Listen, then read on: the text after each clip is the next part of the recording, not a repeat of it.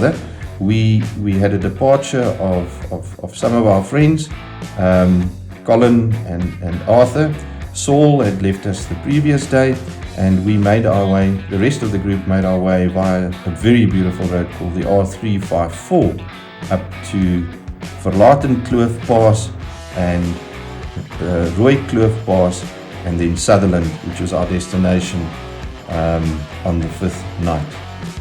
That was also the opening night of the Rugby World Cup, a story on its own. On day 6, we retracted our steps of the R354 to Maatjiesfontein, then got onto the highway at the N1 past Laingsburg, and then we took the Prince Albert Road, the R328 Prince Albert Road, back to Prince Albert, and then from Prince Albert towards Klaastroom, and then we overnighted at the Rust. And from the Rust the next day, we took the leg R341 back to the N9, and eventually back to Graafreinet, where we stayed over our last night at the Drosdai Hotel, from where we on the Monday morning, the 11th of September, departed for Johannesburg.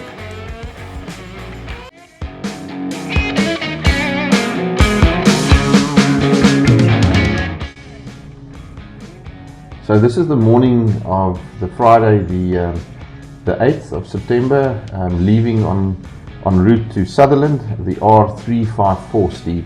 Yeah. Another beautiful day, early morning, blue sky. We were so blessed with the weather, really. I mean, if you look at it, well, there wasn't a cloud, and I think this particular road we had no wind on either. There was not a breath of wind.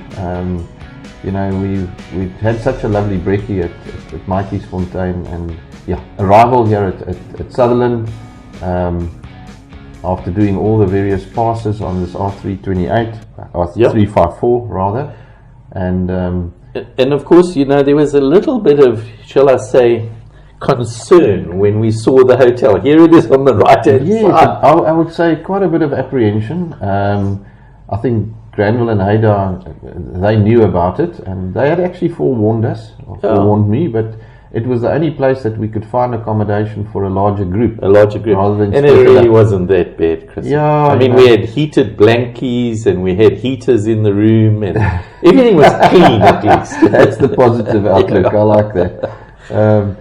This was a departure to go to the observatory. Correct, the SALT Observatory, South African Large Telescope. We'd arranged to go there for an afternoon tour, a guided tour.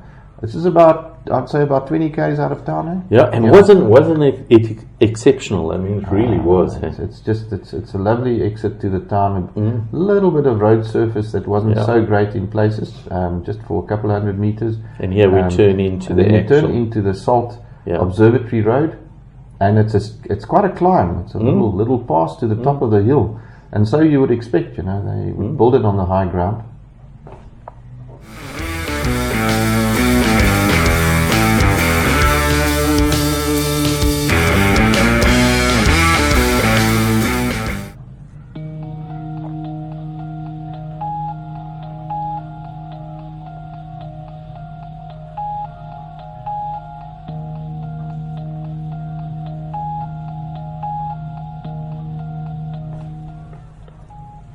Yes, still on its way to the observatory.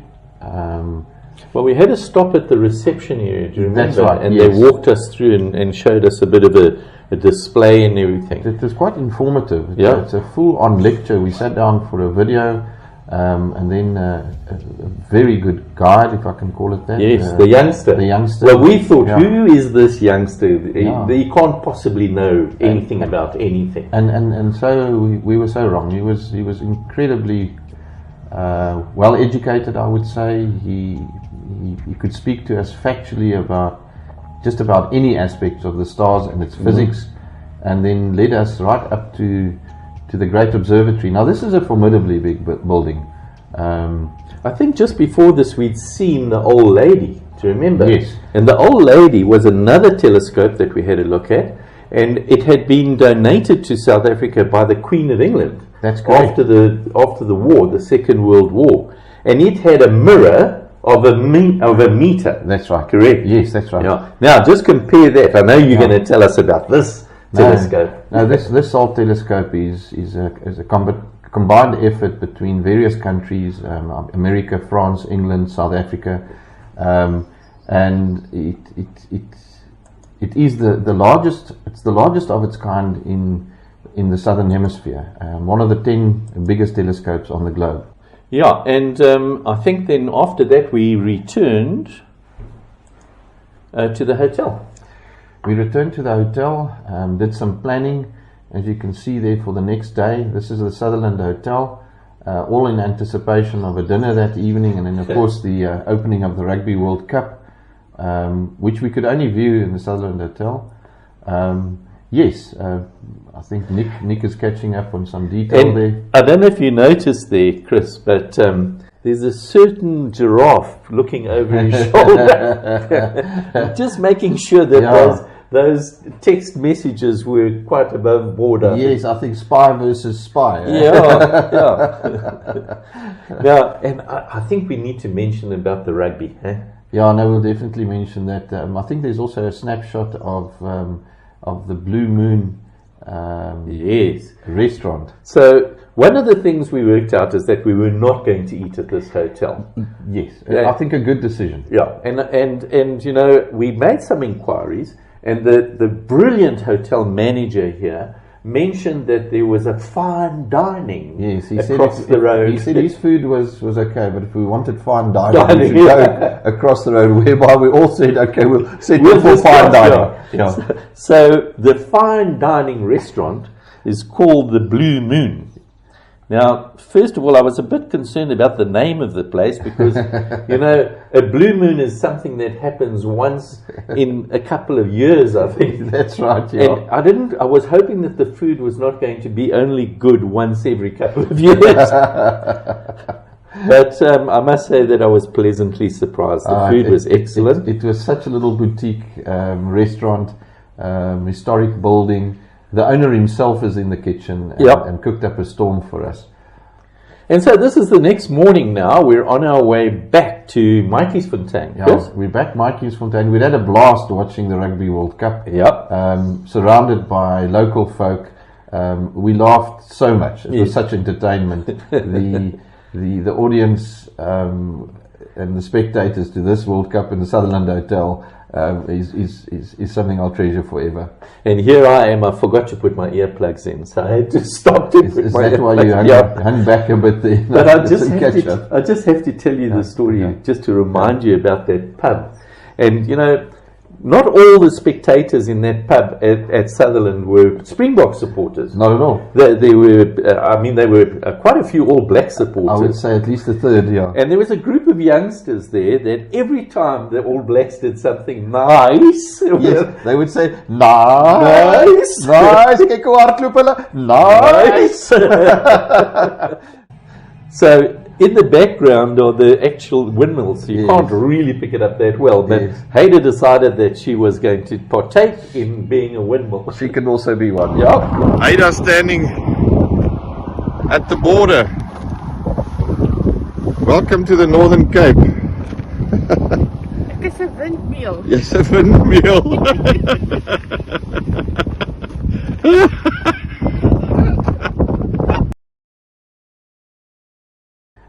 On our way to Matjiesfontein. On our way down to Matjiesfontein from Sutherland again. Yeah.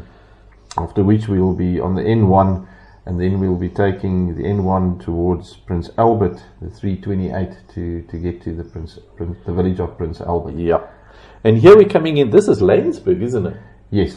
So we were coming into Laingsburg. Now you'll remember that Laingsburg had that massive flood. When was it? In the 80s, was it? It was in 1981. 81, yeah.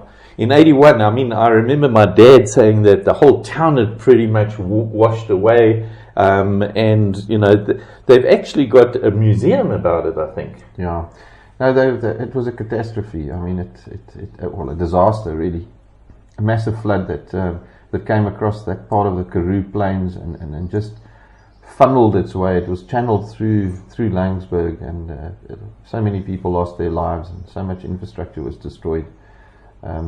there's history that was just wiped out. You know, there were families that were wiped out. It was an absolute tragedy. And of course, it's a farming community there, so you know the lands had to recoup and so on. Yeah, and here we are pulling into the garage there. Huh? That's right. And we had a little snack there. Yeah, we had a snacky there, and we had to fill up because we had quite a way to go still before we'd get to the Rust on the day. But yeah, such friendly people. You know, that's the other thing about our trip. It always amazes me. We look at the beauty of our country, and invariably, there it is. There's the flood level. There's the flood level that it was 1981, 25th of January 1981.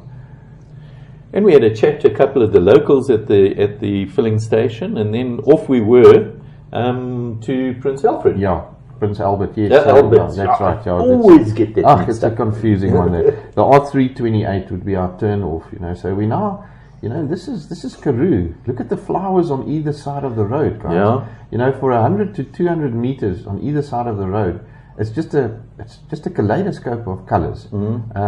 Rich colors, and these are exactly the same flowers we found on the coast, the Namaqualand daisies, Steve, a year before. Right, when we did that trip. When we did the trip last year, the flower trip. So it's the same species that have lied dormant, just waiting for the big rains. There's a fantastic photograph of it. Look at the flowers. Look at the diversity. I mean, it's unreal. It's so beautiful. And then we got to my favorite road, Meiringspoort. Yeah, no, Meiringspoort is a road that's unparalleled as far as tar roads in the country go. And this is at the Rust, eh? House Martin. House Martin. One of our favorite spots. We've been there before. Teresa and Jan are the owners and hosts. And Teresa made a fantastic dinner for us. Sit down dinner. Par excellence. I mean, it is just at Granville. This is how we know him. He's cleaning bikes. Yeah, I think he only cleaned his bike. I was worried about Ada. Why did her bike not get cleaned? But did you also see that Crispy's bike got it clean? He was cleaning as well. Crispy jumped in there vigorously. Yeah, he wasn't taking any. He's taking the challenge there. Yeah. Taking up the challenge. Yeah, definitely. Granville's bike wasn't going to be cleaner than his. No. This is the next morning. We now filling up just at the Rust. Yeah. And from here we'd be heading back to Graaf Reinet for an overnight stay. Of course, we had to say goodbye to Granville and Haida. They were heading down back to George to their home. Yeah. And now this is onto our famous other road. Yes. Just after the Rust, you turn right. Yes. And this is the farmland, and just another beautiful road. It's a link road that takes you to Willowmore. There's a couple of link roads. We have previously in 2020 done the dirt road to Willowmore, also very beautiful. And this is the tar road on the southern side of the mountain range. Yeah.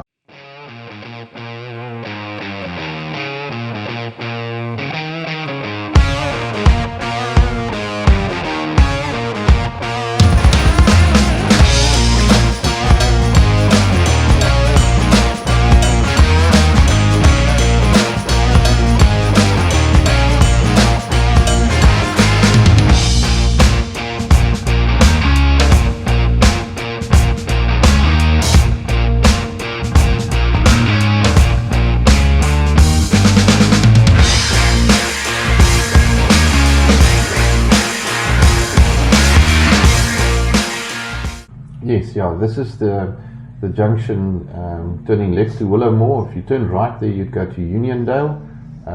We're back onto the N9 now, the main road going up to Graaf Reinet. And I must please be excused, I got a chocho on my lens there. You can see it in the middle at the top. You got a little friend there. Yeah, a little friend. Yeah. A tor.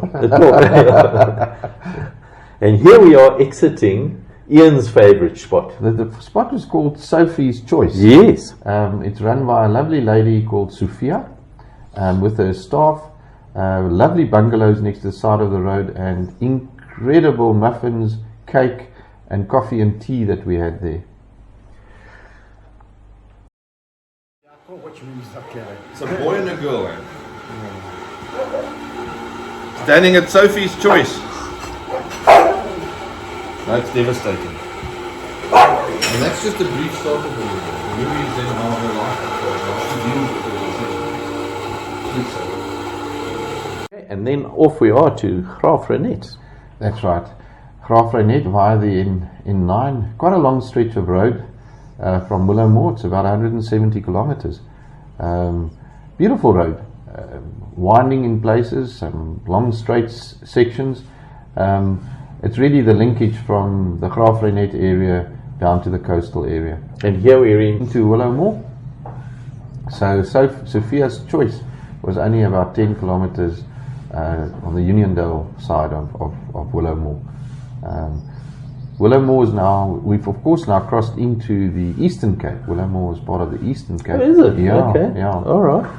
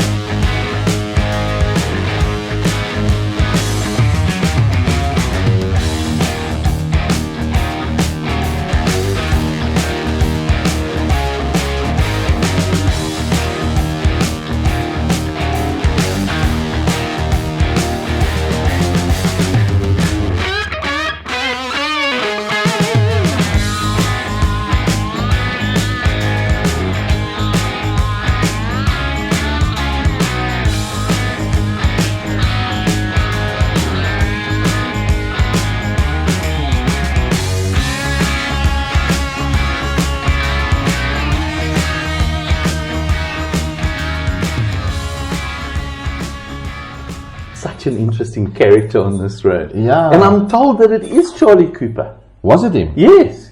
Ian said to me, it's definitely Charlie Cooper. Was it Charlie? Yeah. So Charlie Cooper's a famous... There he is. Yeah, no, he's an author. An author, yes. And he was a school teacher. Oh, right. And he used to write those articles. I think he still writes the articles. Oh, yeah, he writes the articles in the biking magazine. Yeah. Anyway, it was interesting because old Charlie Cooper, you saw him in the distance, hey? Yes, so we were riding and he was ahead of us, and it's always nice to catch up to another biker. Yeah. So we speeded up a bit, passed him, and then stopped to stretch a leg, and then he caught up to us, and we had such a nice chat. Yes. And he'd been to a music concert in the Cape. Yeah, somewhere in the Cape. But what a character! What a character that his Chris. boots were taped together. With duct tape. Duct taped his boots together, and he had a frying pan tied That's to the it. bike, his tent, And a tin mug on top of and it. his mug, and so we it's Charlie, eh? So Yeah. Charlie would camp. He was on his way to New Bethesda. That was Yeah, his that's overnight. right. Yeah. And he'd had this Bonnie since the 70s, eh? Yes, yeah. And this is the one that's got the Guzzi pistons in it, I think. Oh, is that the one? Yeah, it's got the Guzzi pistons in it. So that's Charlie. Okay, and then from there we got back to Graafreinet. Got to the Drostay Hotel. And when I got into my room, I found this little note from obviously one of the ladies that cleans and so on. And so I responded back because I thought she's obviously a student trying to get a job. And I gave her a good reference. So hopefully she was able to give this to the manager and say, look, I've done a good job. Oh, that's great. No, we were so well looked after there, and it's a wonderful staff, beautiful hotel. Highly recommend the Drostay. Yeah, you know, just generally, it's a comfortable hub. You know, Drostay is about 800 kilometers from Johannesburg. Yeah. So if one travels down to the Cape, it's halfway to the Eastern Cape. It breaks the trip up, and certainly for us, having trailered our bikes there, it's such a wonderful hub. Yeah. It's really like an oasis. Really. It's an oasis, Beautiful. man. We leave the bikes there. They're no care. We're well looked after, and yeah. So that's it, eh, Steve? And then this was the stop at Bloem. Yes. Where we stopped, and I've put a little thank you into you for putting all that work together. I mean, I've done it once or twice myself. I know what's involved, and especially when you've got a big group, it's not easy to do because, you know, everybody has different needs and different requirements, etc. And so, Chris, I'd like to say thank you to you because you've ticked another element off my bucket list for me. So thank you very much. It's such a pleasure, Steve. I must say, from my side, it's not an effort at all. It's just such a pleasure. The pleasure is part of the pleasures in the planning, part of the pleasure is in the anticipation, but the actual pleasure is sharing the beauty of our country with fellow bikers It is. and good friends. It is. That's invaluable, and long may we be blessed with health, Yeah. and And the able to ability do it. and the freedom, the degrees of freedom to tackle these trips together and to really get the most out of it. So thank you so much. You've been with me since our first trips, and we haven't missed a beat. So I'm very thankful for your company, and then all the other outriders, and also the new friends that we made from Cape Town, Saul and Arthur. Lovely to have met and have them join us as well, and hopefully we will ride with them as well in the And future. I think we need to say thank you to Arthur for sponsoring our lunch. Oh yes, let's not forget the wonderful lunch that Arthur sponsored. Thank you, Arthur. That was absolutely something to remember. It was Jemima's. The lunch there was right in top ranks. Thanks a lot for that. I don't know how, and I don't know when. Just patient.